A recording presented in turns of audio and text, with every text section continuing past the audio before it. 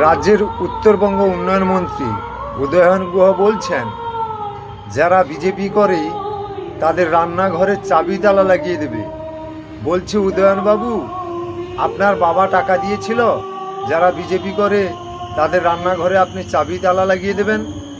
আমি বিজেপি করি, 100 বার বলবো আমি বিজেপি করি। আপনার যদি বাবার দম থাকে, আপনার যদি দম থাকে, তাহলে আমার বাড়িতে এসে রান্নাঘরে চাবিটা লাগিয়ে দেন। আর আপনি যে পুলিশগুলো প্রোডাক্ট নিয়ে রাস্তায় ঘোরেন না, পুলিশগুলো উঠে নিতে বলুন।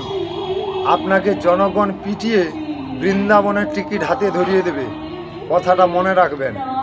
আর আপনাদের মতো আমরা চুরির টাকায় বাতেলা মারি না।